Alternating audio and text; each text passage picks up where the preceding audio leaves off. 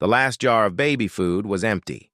Sophia Bennett scraped the bottom with a spoon, trying to find one more bite, anything to give her 10-month-old son, Michael. Nothing. She set it down on the cracked Formica counter of her studio apartment in South Brooklyn, where the radiator clanked uselessly and the February cold seeped through walls that seemed made of paper. In her arms, Michael whimpered. Not the angry cry of a healthy baby demanding attention, but that heartbreaking sound of exhaustion, a child too weak to protest anymore. "I know, baby. I know." Sophia's voice cracked as she bounced him gently. "Mama's going to fix this. I promise. What happens next will change both their lives forever.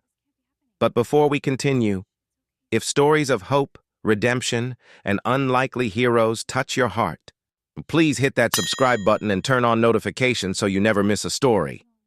Now, let's continue.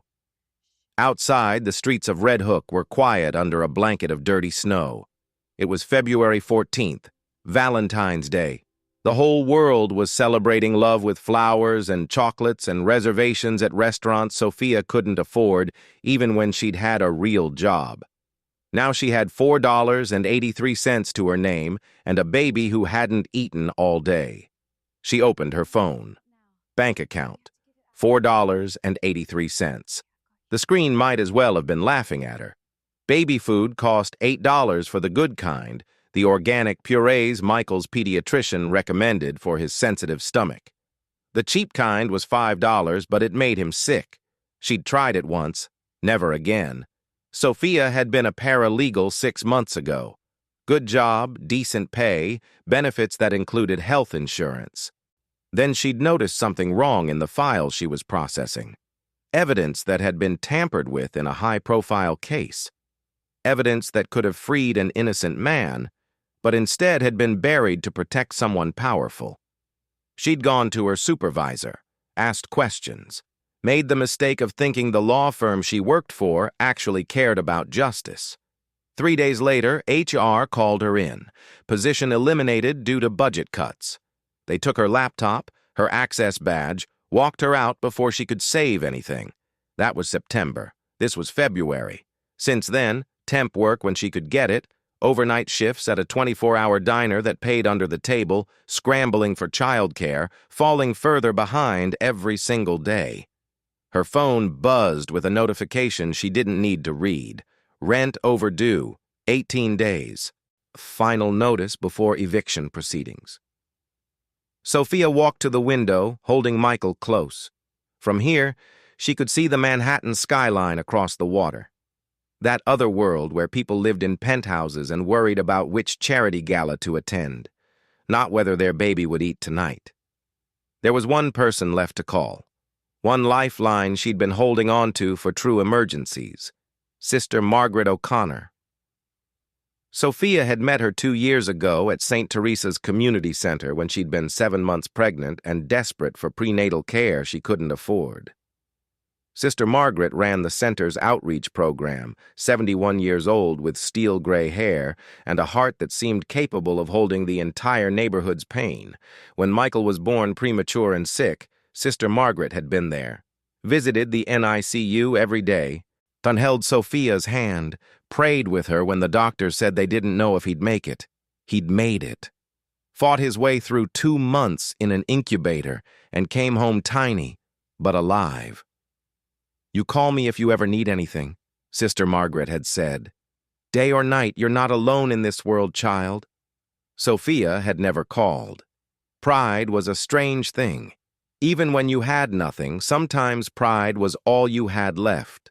But Michael was hungry. She pulled out her phone and found the number, saved 2 years ago. Her hands shook as she typed. "Sister Margaret, I'm so sorry to bother you, but I don't know who else to ask. My baby hasn't eaten all day and I only have $4. I just need $20 to get through until Friday when I get paid. I promise I'll pay you back. I'm so sorry, please." She hit send before she could talk herself out of it. 9:47 p.m., or what Sophia didn't know, couldn't know, was that Sister Margaret O'Connor had changed her phone number 3 weeks ago after it had been compromised in a data breach at the community center.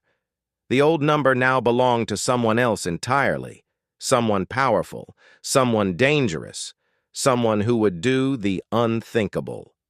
30 stories above Manhattan, in a penthouse that occupied the entire top floor of the Obsidian Tower, Julian Cade stood at floor-to-ceiling windows watching snow fall over a city that feared him. The space around him was a study in controlled power. Black marble floors, minimalist furniture that cost more than most people earned in a year, art that belonged in museums, but instead hung in rooms only a handful of people ever saw. Everything precise, everything perfect. Is everything designed to project one message: I am untouchable? Julian Cade was 38 years old and controlled the most powerful criminal organization on the East Coast. Money laundering, high-stakes gambling operations, protection networks that spanned from Boston to Miami. He didn't deal drugs, he had rules, and he didn't hurt civilians unless they forced his hand. But in the underworld, his word was law, and his reputation was built on swift, merciless enforcement of that law. People called him the Reaper. Not to his face, never to his face, but he knew. He'd earned the name at 24 when he'd taken over his father's fractured organization and eliminated everyone who'd opposed him in a single night. 11 men, one message: challenge me, and there is no mercy. That was 14 years ago. Since then, Julian had built an empire. Legitimate businesses as fronts. Real estate, restaurants, investment firms, the kind of money that bought politicians, judges, police commissioners, the kind of power that made people look away. But tonight, Valentine's Day, he stood alone in $30 million worth of empty space with a bottle of bourbon he hadn't opened and an invitation to a gala he hadn't attended. His assistant had left it with a note reminding him the event started at 10. Julian hadn't gone. He told himself he was tired. Early meetings tomorrow. He'd been to enough parties. The truth was simpler.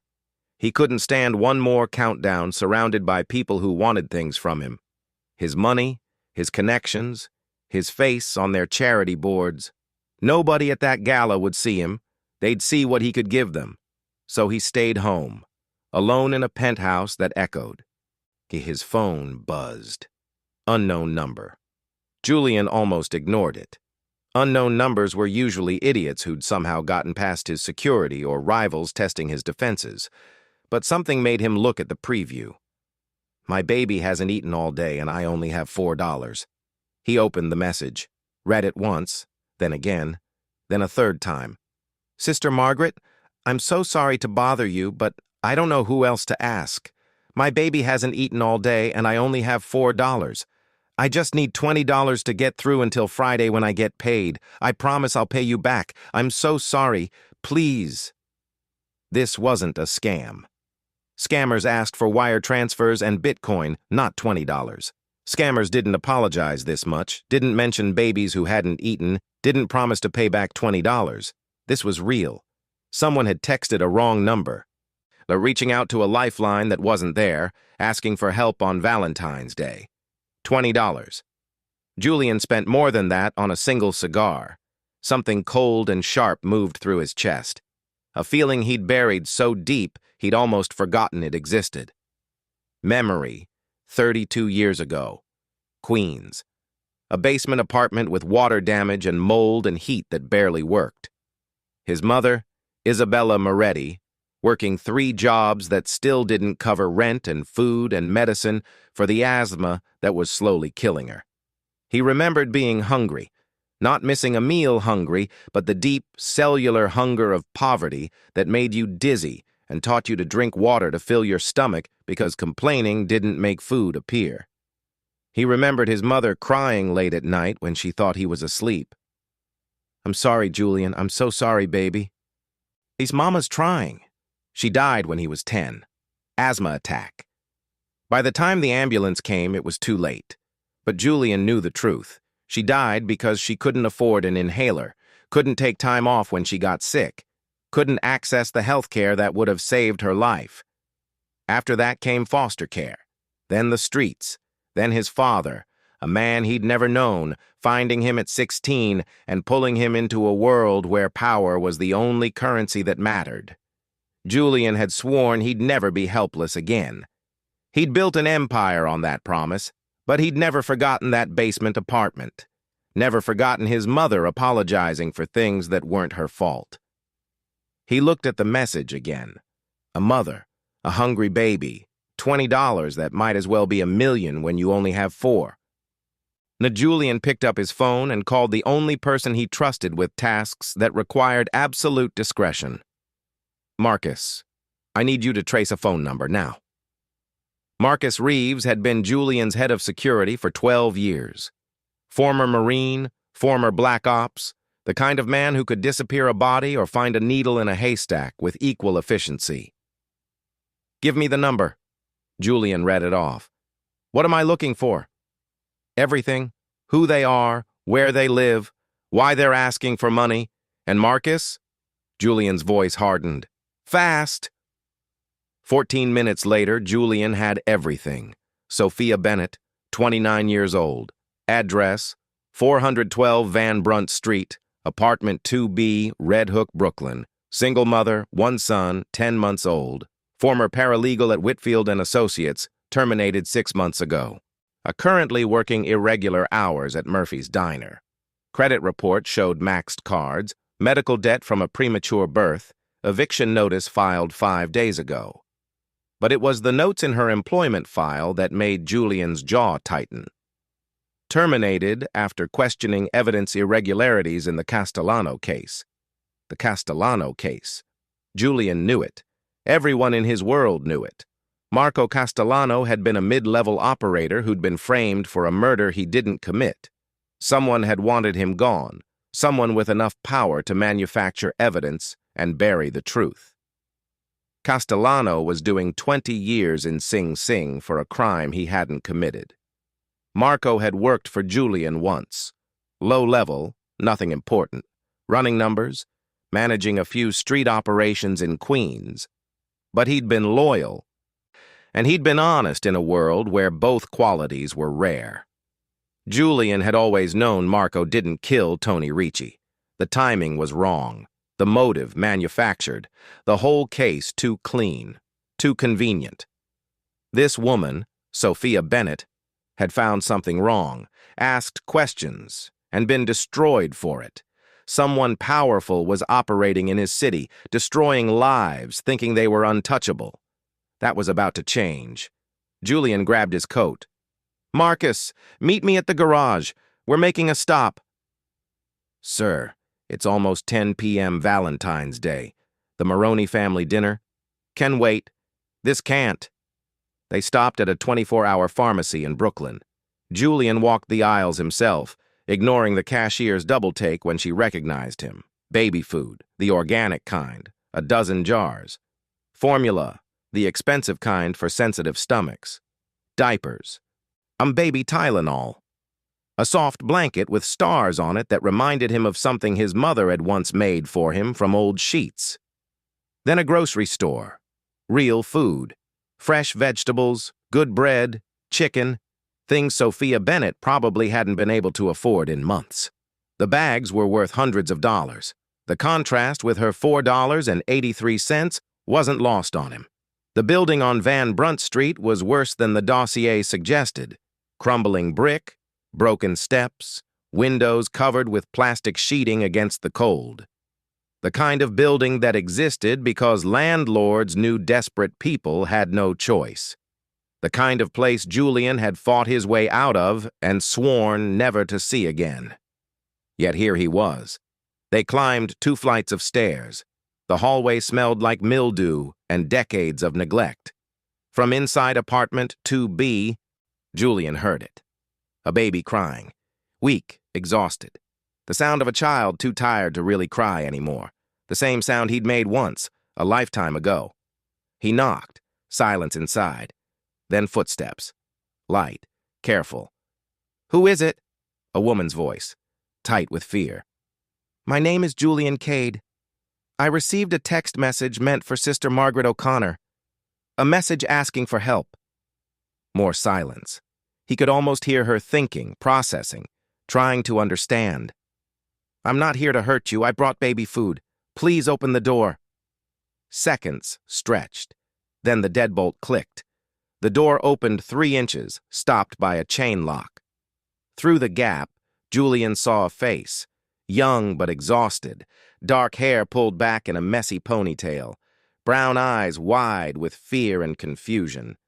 She was small, wearing an oversized sweater with frayed edges, holding a baby against her shoulder.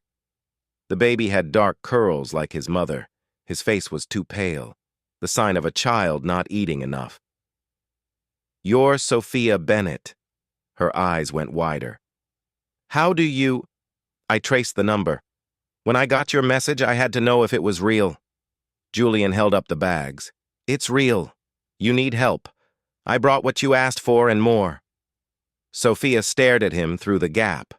Her eyes moved over what she could see, the expensive coat, the watch worth more than her yearly income, the man behind him who looked like exactly what he was, security. This is some kind of trick. It's not a trick. You're... Sophia's voice dropped to barely a whisper. I know who you are, Julian Cade. Everyone knows who you are. Of course she did. Julian's face had been in newspapers, on federal watch lists, and in whispered conversations about the man who ran half of New York's underworld. Then you know I don't need to trick you to get what I want. If I wanted to hurt you, I wouldn't knock. His voice softened slightly. Your son is hungry. Let me help. The baby whimpered. Sophia's arms tightened automatically around him. Why would you help me? Julian looked at her, really looked past the fear and exhaustion, and told her the truth. Because 32 years ago, my mother was in the same situation, and nobody came. Something cracked in Sophia's face. Your mother? Isabella Moretti, single mother in Queens, worked herself to death trying to feed me, died when I was 10 because she couldn't afford medicine. Julian's voice was steady, but something underneath it wasn't. Asthma.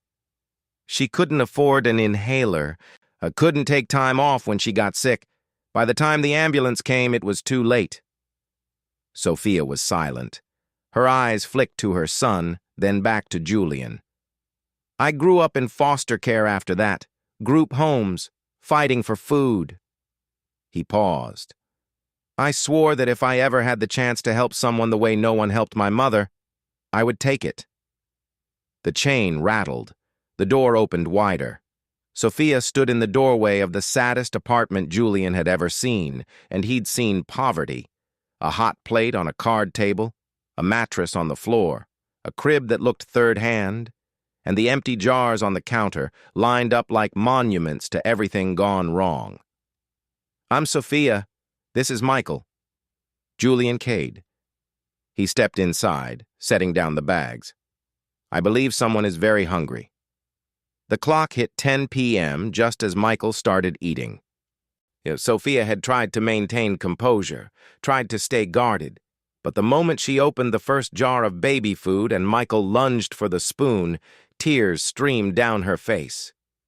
There you go, baby. There you go. Julian stood by the window, giving her space. The apartment was worse inside than outside. Peeling paint, a bathroom door that didn't close properly, cold that seeped through walls despite the struggling radiator. This was the kind of poverty he'd clawed his way out of, the kind that ground people down until there was nothing left. You didn't have to do this, Sophia said finally, her voice thick with emotion. I asked for $20. I know. This is... She gestured at the bag still on the counter. Groceries, diapers, supplies. This is hundreds of dollars worth of... Don't worry about the cost. Sophia looked at him, really looked. Why? You're... She stopped, choosing words carefully. You don't do things without reason. Julian appreciated that. No naive trust, no blind gratitude, just wariness and intelligence. You're right. I don't. He turned from the window. Tell me what happened to you. Why you lost your job. Sophia stiffened. How do you know about that? I know everything. It's how I stay alive. Julian's voice was matter-of-fact. Whitfield and Associates, terminated 6 months ago after questioning evidence in the Castellano case. Her face went pale. How? Because I make it my business to know when someone is destroying people who ask the wrong questions. Julian moved closer but kept distance between them. Nah, tell me what you found. Sophia adjusted Michael in her lap. He was finally eating properly, little hands grasping at the spoon. I was processing discovery materials for the Castellano trial. There was a witness statement that didn't match the police report, and photos, crime scene photos, that showed evidence in different positions than the official documentation described. Julian's expression didn't change, but something tightened in his jaw. I thought it was a mistake, Sophia continued, so I asked my supervising attorney about it, Margaret Whitfield herself. She told me I was mistaken, that I'd misread the files, but you hadn't. No, I have, Sophia paused. I remember things, details, numbers, dates, images. It's always been like that. The files didn't match. What did you do? I went to the senior partner, Thomas Whitfield. Margaret's husband. Sophia's voice hardened. He told me to drop it. Said I was creating problems where none existed. Suggested that maybe the stress of being a single mother was affecting my judgment. Julian's hands flexed. He knew men like Thomas Whitfield, men who used civility as a weapon and destroyed people with paperwork. 3 days later, HR called me in. Position eliminated. They took my laptop before I could save anything. Security walked me out like I'd stolen something. Did you save anything? Sophia met his eyes. I took pictures with my phone, the day before they fired me. I knew something was wrong. Do you still have them? Yes. Can I see them? Sophia hesitated. This was Julian Cade, the Reaper, a man whose organization existed in the shadows of the law. Showing him evidence could mean anything. But Michael was eating, because of Julian, because this man had done what no one else had. She pulled out her phone and opened the photos, passed it to him. Julian studied each image carefully, police reports, witness statements, crime scene photos, and the inconsistencies were glaring once you knew to look for them. Marco Castellano didn't kill Tony Ricci, Julian said quietly. No, he didn't. But someone wanted everyone to believe he did. Someone with enough power to manufacture evidence and bury the truth. Sophia nodded. Julian handed back her phone. His face was unreadable, but his voice carried an edge. Marco worked for me once. Low level, nothing important.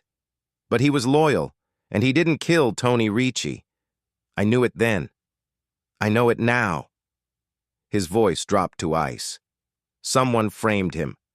Someone powerful enough to make it stick. And that means someone is operating in my city, destroying lives and thinking they're untouchable. You want revenge. I want justice. They're not always different things.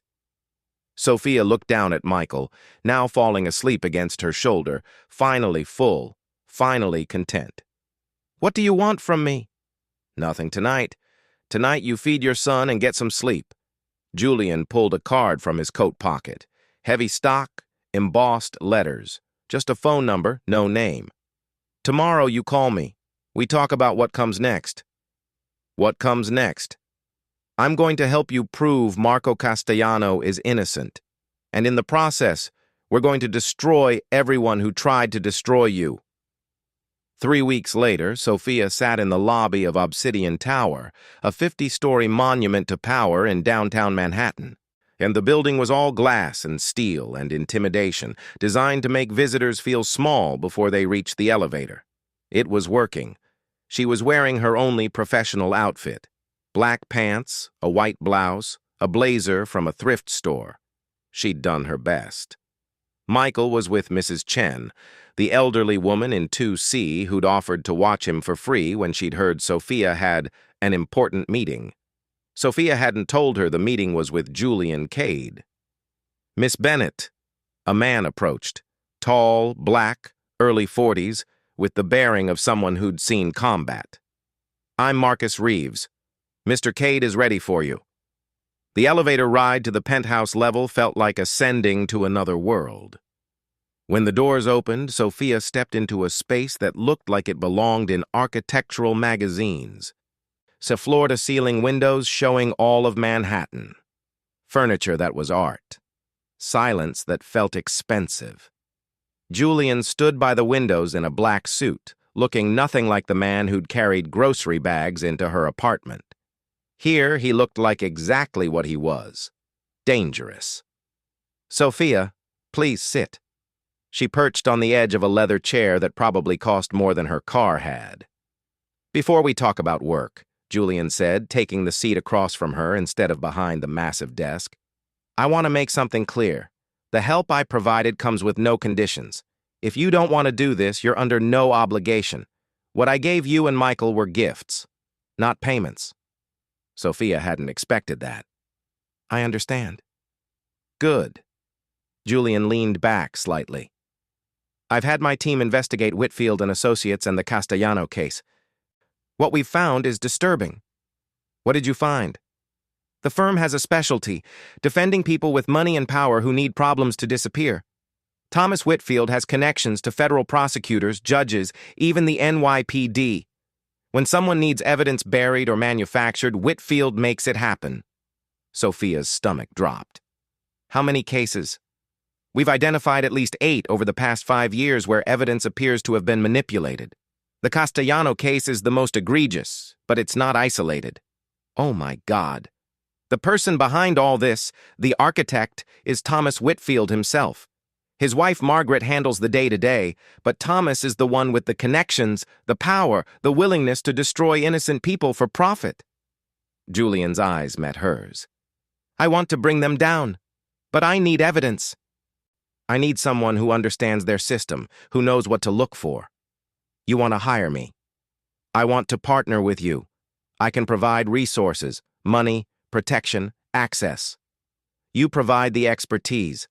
Together we prove Marco Castellano's innocence and expose what Whitfield has been doing." Sophia stared at him. "You're asking me to go against one of the most powerful law firms in New York. They already destroyed me once. Last time you were alone. This time you have me." "You're a—" Sophia stopped. Even here, even alone, some words were dangerous. "Criminal?" Julian smiled without warmth. "Yes, I am. But I have resources the legal system doesn't. And I have motivation. Marco was one of mine. That means something to me. What happens if we fail, if they come after me again?" "They won't get the chance. And anyone who tries to hurt you will answer to me." Julian's voice dropped, and for the first time, Sophia heard the steel underneath. "I protect what's mine. You accept this partnership. You and Michael are under my protection. No one touches you." Sophia thought about Michael, about bills, about St. Teresa's and all the people depending on systems that might be corrupted, about Marco Castellano, rotting in prison for a crime he didn't commit. "What would I actually be doing?" Julian outlined it. Investigative analyst, working directly with him, access to files, resources, legal experts, the kind that operated in gray areas. Salary that made her former paralegal pay look like pocket change, and safety, real safety, for her and Michael. "I also have a proposal regarding living arrangements," Julian added. "Your current apartment is terrible? Unsafe. I have a secure building in Tribeca. Doorman, security, actually functioning heat. I'd like to move you and Michael there. No cost." "I can't accept that." "Why not?" "Because—" Sophia struggled for words. "Because I don't know what you expect in return." Julian's expression was unreadable. "I expect you to help me bring down corrupt lawyers and free an innocent man. Nothing else." Nothing else? Nothing else. His eyes held hers. I'm not a good man, Sophia. I won't pretend to be. But I keep my word, and I don't prey on women who need help. If you work with me, it's as a partner, not as anything else. Sophia believed him. She didn't know why, but she did. When do I start? The apartment in Tribeca was a revelation. 2 bedrooms, actual heat, a kitchen with appliances that worked. Michael had his own room with a crib that didn't wobble and toys that weren't secondhand. Sophia had space to breathe for the first time in months. She also learned that Julian had installed security cameras in the hallway, a panic button in every room, and Marcus Reeves living 1 floor down, just in case. This is excessive, she told Julian when he stopped by to check on them. This is necessary. He didn't elaborate. But watching Michael sleep peacefully in his own room, warm and safe and fed, Sophia didn't argue. For the first time in 6 months, she felt something close to hope. The first month was learning Julian's organization, its legitimate businesses and shadow operations, learning the network of people who owed him favors or feared him enough to cooperate. Though learning that the man the papers called the Reaper was more complicated than his reputation suggested. The work itself was intricate. Sophia dove into Whitfield's files, the ones Julian's people had acquired through means she didn't ask about. Financial records, client lists, case files. She worked 12-hour days, rebuilding the pattern of evidence manipulation, tracking money flows and connections. And she found the truth about Marco Castellano. Tony Ricci, the man Marco had allegedly killed, had been scheduled to testify in a federal corruption case. His testimony would have implicated a New York State Supreme Court judge in a bribery scheme. That judge was Samuel Blackwell, Thomas Whitfield's law school roommate and longtime friend. When Ricci died, the testimony died with him. The investigation collapsed, and Judge Blackwell kept his position and his freedom. Marco Castellano was just a convenient suspect. Wrong place, wrong time, wrong connections, easy to frame, easy to bury. They killed Tony Ricci to protect a judge, Sophia told Julian, spreading documents across his penthouse conference table. Then they framed Marco to close the case quickly. Julian studied the evidence. His face was carved stone. Samuel Blackwell. I know him. He's presided over trials involving my organization. Always fair, always balanced. His jaw tightened. Because he knew if he wasn't, I'd wonder why. The corruption goes deeper than Whitfield. The judge, the prosecutors who accepted the evidence, the police who didn't look too hard, it's a network. Then we dismantle the network. Over the next months, they built a case. And not for a courtroom. Julian didn't trust courtrooms, but for something more powerful. Public exposure and pressure that couldn't be ignored. Sophia worked relentlessly, chasing financial trails and witness statements. Julian provided everything she needed. Expert consultants, retired FBI agents willing to work off books, even a former prosecutor who'd left the system in disgust. And somewhere in those long nights, in that quiet office with the city glittering below, something shifted between them. It started small. Julian staying later asking about Michael, bringing dinner because Sophia forgot to eat. Sophia noticing things, how Julian tensed when anyone mentioned his mother, how he never raised his voice but could command a room with silence, how his rare smiles were worth waiting for. She learned that beneath the ruthless exterior was a man who'd built walls so high that no one could hurt him again. But with Michael, those walls developed cracks.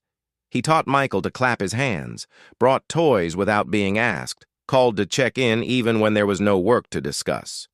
And Sophia found herself looking forward to those late evenings when the office emptied and it was just the two of them, building a case against people who thought they were untouchable. The call came at 2 a.m. on a Tuesday. Michael's breathing had changed. Harsh, barking coughs that terrified Sophia. Croup, she knew from her research after his premature birth. Dangerous for any baby, potentially deadly for a former preemie. She called Julian without thinking. He was there in 15 minutes, drove them to the hospital through empty streets, his hand steady on the wheel while Sophia held Michael and tried not to panic. They stayed through the emergency room visit, the breathing treatments, the terrified hours waiting to see if Michael would be okay. Julian didn't leave, didn't check his phone, didn't make excuses, just stayed. When the doctor finally said Michael was stable, that the treatment had worked, Sophia collapsed against the waiting room wall and cried. Julian sat beside her, didn't say anything, just present. "You didn't have to come," Sophia said finally, voice raw. "Yes, I did. Why? You're not—" She stopped. What was Julian to her? Employer? Partner? Something she was afraid to name? "Because I care," Julian said quietly. "About Michael. About you." Sophia looked at him. Really looked. Past the reputation and the danger and the life he led. And saw the man underneath, the boy who'd watched his mother die. The person who'd somehow found a way to care again despite everything. "I care too," she admitted. "I probably shouldn't, but I do." Julian's hand found hers, warm despite the cold hospital air. "Nothing about this is probably, but it's real." They sat in silence, her hand in his, watching through the window as nurses monitored Michael's breathing. The city was quiet at this hour, the emergency room humming with its own desperate rhythm. Sophia squeezed his hand. "Thank you for being here. Always," Julian said. And somehow she believed him. Something had changed between them, something neither of them had planned for, something that made the case they were building feel like more than just justice.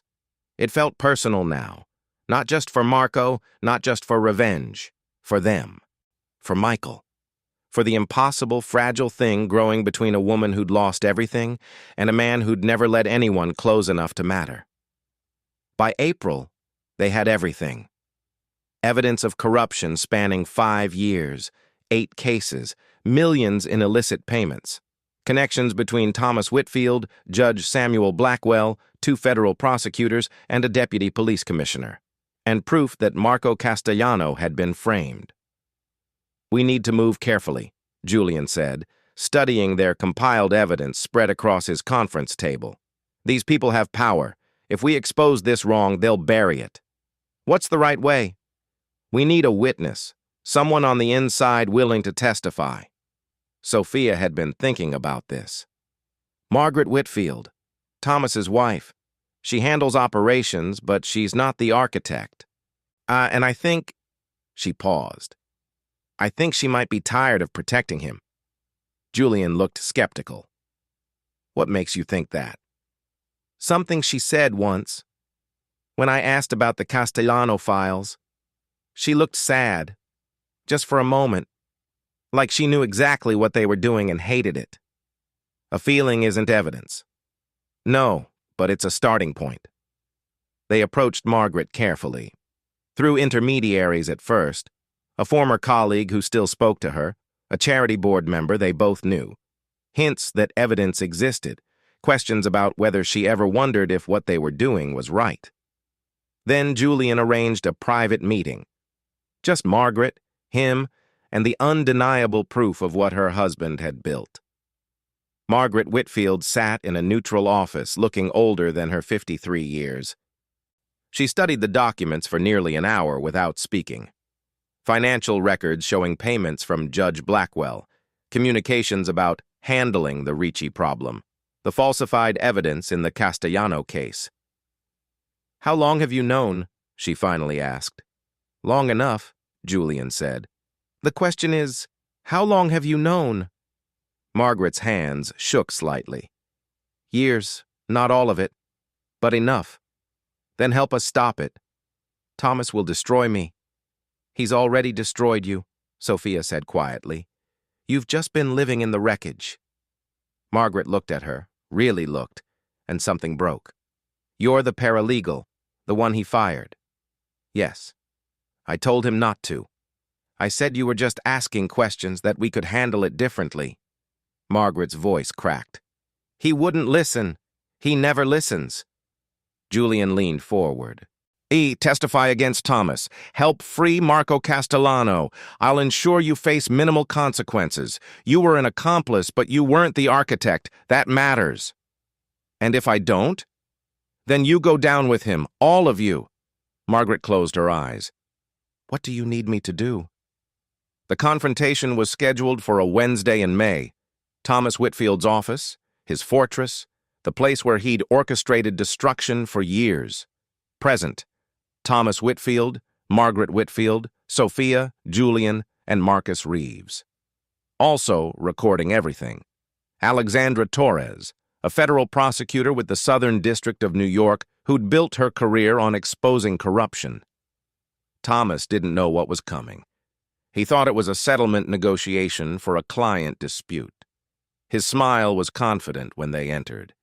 It disappeared when he saw Sophia. What is this? This, Julian said calmly, is accountability. Sophia opened her laptop, connected it to the large screen on the wall, and began her presentation. 20 minutes of methodical destruction, financial records showing payments from Judge Blackwell to Whitfield, emails and text messages about handling the Ricci problem before his testimony could destroy Blackwell's career. The falsified evidence in the Castellano case, witness statements that didn't match originals, crime scene photos that had been altered, timelines that had been manufactured. Then the other cases, 8 of them over 5 years.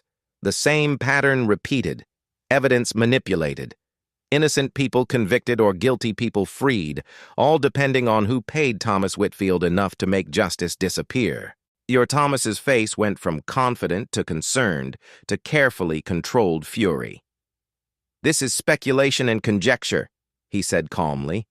You have no witnesses, no admissible evidence, just documents that could have been forged. We have a witness, Sophia replied. Someone who knows exactly what you've done. Who? Margaret Whitfield stood. Her husband looked at her, really looked, and for the first time Sophia saw fear in his eyes. Margaret, what are you? I'm telling the truth, Thomas. Her voice shook but held steady. All of it, the cases we manipulated, the evidence we buried, Marco Castellano, Tony Ricci, everything. You're my wife. I was your accomplice. There's a difference. Margaret looked at Sophia. I'm sorry. For what we did to you. For what we did to so many others. I'm sorry. Thomas lunged for his desk phone. Marcus was faster, removing it smoothly. You think you can threaten me? Thomas's voice rose, his composure finally cracking. I have connections everywhere. Judges, prosecutors, the police commissioner himself. I'll bury all of you. No, Julian said quietly. Every eye turned to him. You won't. Thomas seemed to see him, really see him, for the first time. Julian Cade, the mob boss. This is who you're working with? He looked at Prosecutor Torres. And you're allowing this? Torres smiled coldly. Mr. Cade is a concerned citizen providing evidence of corruption. His assistance has been invaluable. This is absurd. I'll have your career. You'll have nothing. Julian stood, and the temperature in the room dropped. Because every connection you think you have, every person you think will protect you, answers to me or fears me more than they fear you. Thomas went pale. Judge Blackwell has already resigned, Julian continued, his voice ice. The federal prosecutors you owned are under investigation.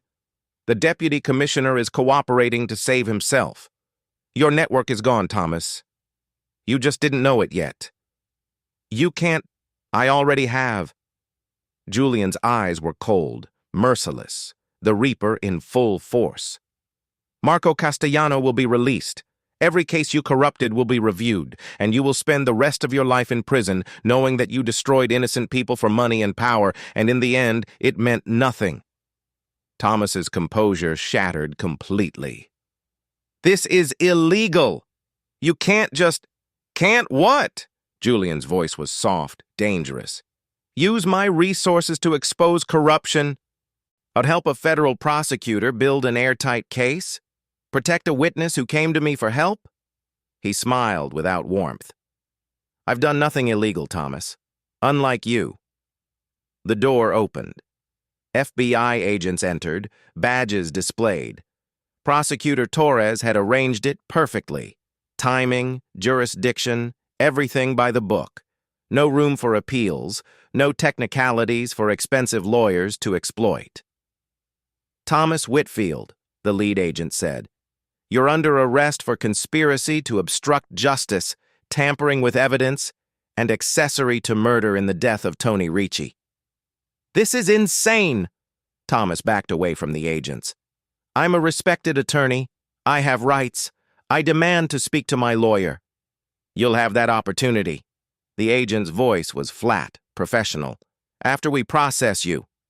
They handcuffed him in his own office, in the fortress he'd built, in the space where he'd orchestrated the destruction of careers and lives and justice itself, believing he was untouchable. The system he thought he owned was arresting him. At the door, Thomas turned. His eyes found Sophia, and the hatred there was pure and venomous. This isn't over. You've made enemies you can't imagine, people more powerful than him. He jerked his head toward Julian. They'll come for you, for your son. You think you're safe? You're not. You'll never be safe.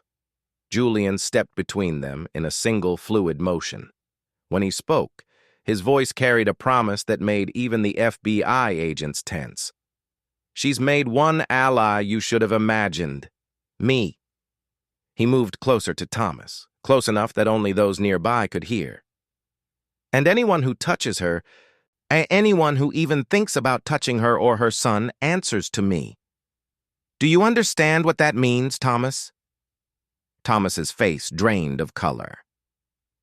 It means I know where you'll be every day for the rest of your life.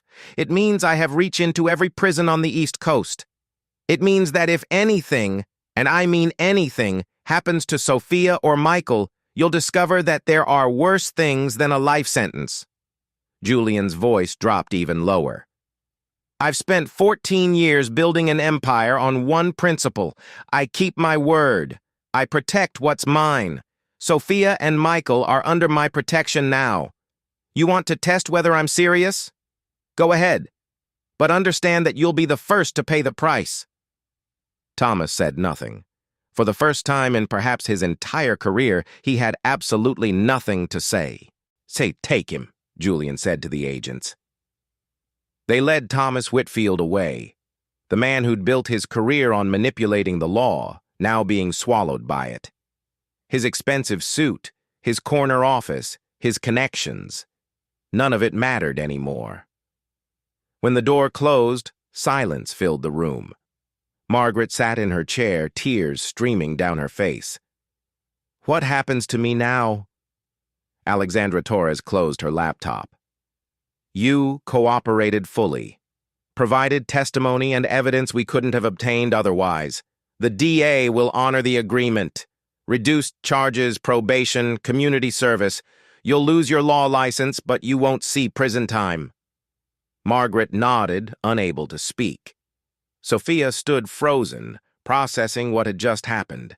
6 months ago, she'd been fired, humiliated, destroyed. Now she'd watched the man responsible led away in handcuffs, and it should have felt like victory. Instead, she felt hollow, exhausted. And Thomas's words echoed in her mind. You've made enemies you can't imagine. Julian's hand touched her shoulder, gentle despite the ruthlessness he'd just displayed. He's trying to scare you. It's all he has left. What if he's right? What if there are others? Then we deal with them. Julian turned her to face him. I meant what I said, Sophia. You and Michael are under my protection. That's not a temporary arrangement. That's not conditional. Do you understand? She looked into his eyes, saw the truth there. The Reaper who'd eliminated 11 men in one night to protect his organization would do far worse to protect her. It should have terrified her. Instead, For the first time since this all began, she felt truly safe. "I understand," she whispered. But Marcus appeared in the doorway. "We should move. The media will be here soon." Julian nodded. To Sophia, "Let's go home." Home. Somewhere along the way, that word had changed meaning. It wasn't the apartment in Red Hook anymore. It wasn't even the Tribeca safe house. Home was wherever Julian was, wherever Michael was safe, wherever she could finally breathe. They left Thomas Whitfield's office together, leaving behind the wreckage of a corrupt empire and stepping into whatever came next. Justice, Sophia thought. That's what this was. And it was only the beginning. The aftermath stretched months. Thomas Whitfield's arrest triggered a cascade of investigations. Other prosecutors, other judges, other cases corrupted by his network. The scandal dominated business news for weeks, each revelation worse than the last. Marco Castellano was released after 2 years in prison, his record expunged, his family finally able to breathe. Sophia was there the day he walked out. He'd hugged her, this man she'd never met but had fought for, tears streaming down both their faces. "You gave me my life back," he'd said. "You deserve the truth," she'd replied.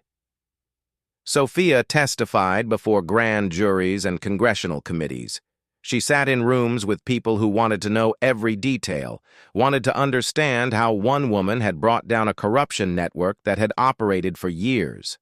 The media loved it. The single mother who'd been destroyed for asking questions, who'd partnered with an unlikely ally to expose the truth. They wanted interviews, book deals, documentary rights. Sophia declined everything except one, a feature in a legal journal about prosecutorial corruption and the people who fight it. 6 months later, Sophia stood in Julian's penthouse watching Michael play with blocks on the floor. The little boy was talking now, single words that sounded like entire conversations in his mind. "You're uncomfortable with attention," Julian observed from where he sat nearby. "I just wanted to help Marco, and myself, and everyone else they hurt." Sophia watched her son. "I don't need to be famous for that." "What do you need?"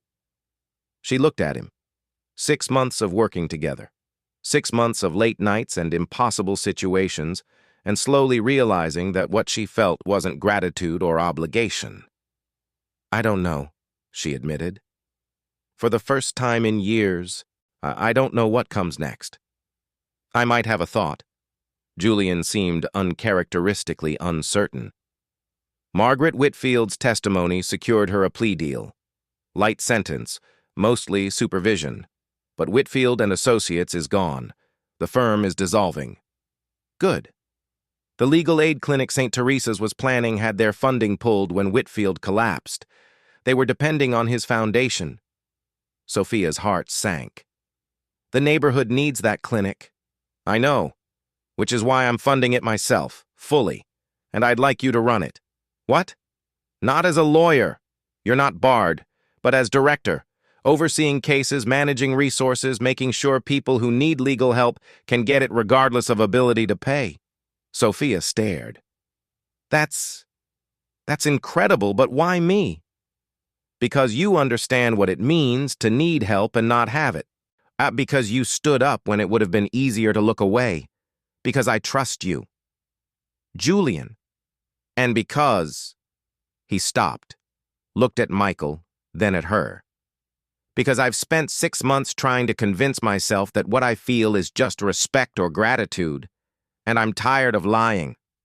Sophia's breath caught. "I'm not a good man," Julian continued quietly. "I've done things I can't take back. Built an empire on foundations most people would condemn. But you..." His voice softened. "You make me want to be better than I am." "You saved me," Sophia said. "You didn't have to. You could have ignored that text, but you didn't. You came to my apartment at night and brought food and asked for nothing. That's not a bad man." "Sophia, you helped free an innocent person. You dismantled a corruption network. Yeah, you're funding a legal clinic to help people who have nothing." She moved closer. Those aren't the actions of someone who should apologize for who they are. Julian looked at her, and for the first time since she'd met him, his walls were down. I don't know how to do this. Normal relationships, normal life. Neither do I. Sophia reached for his hand. But maybe we figure it out together. He kissed her then, soft and certain, and like something both of them had been waiting for without realizing it. Michael made a sound, that happy babble of a baby who knew something good was happening. 1 year later, February 14th, Valentine's Day. Sophia stood in the community room of St. Teresa's Legal Aid Clinic. So watching volunteers help clients with housing disputes and immigration paperwork and all the legal nightmares that plagued people without resources. The clinic had opened 6 months ago. Already they'd helped 200 people, prevented evictions, secured asylum, fought discrimination, real help for real people. Her phone buzzed. Julian, dinner tonight? I have something to ask you, she smiled. What kind of something? The important kind. 7 p.m., our place. Our place was the penthouse. Julian had asked her to move in 3 months ago. She'd said yes. Michael toddled over, now 22 months old and thoroughly convinced he ruled the world. Mama! Hey, baby! She scooped him up. Ready to go home? That evening, she stood on Julian's balcony watching the city lights. Behind her, Michael was asleep, and Julian was doing something mysterious in the other room. Okay, he called. You can come in. The penthouse had transformed over the past year. Photos on walls. Sophia and Michael at the clinic opening, at Marco Castellano's release celebration, at quiet moments that mattered more than headlines. A high chair in the kitchen. Toys scattered across expensive furniture. All the evidence of actually living instead of just existing.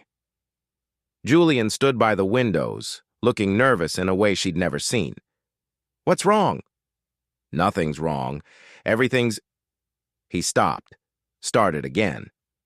A year ago tonight, you sent a text to a wrong number. Best wrong number I ever texted. You asked for $20. You got a criminal showing up at your door instead. Best criminal I ever met. Julian smiled, but his hands were shaking slightly. I've spent my whole life believing that people like me don't get happy endings. That what I've done, who I am, means I'm not allowed... He stopped. But you changed that. Sophia moved closer. You saw me. All of me. And didn't run. You let me into your life, into Michael's life. You made me believe that maybe I could be more than my worst choices. Julian. He dropped to one knee, pulled out a small box. I don't know how to do this the normal way, but I know I love you. I love Michael. I love the life we've built, and I want to keep building it for the rest of my life. Sophia's hands flew to her mouth. Sophia Bennett, will you marry me? She was crying. Happy tears this time. Yes. Yes, absolutely. Yes. The ring was simple. White gold, single diamond, elegant without being ostentatious. Everything Julian was, powerful but restrained, valuable but not showy. He slid it onto her finger, stood, pulled her close. I love you, she whispered. I love you. He kissed her. Both of you. You're my family. From the nursery, Michael stirred, that soft sound through the monitor. I should... Sophia started. I've got him. Julian released her hand.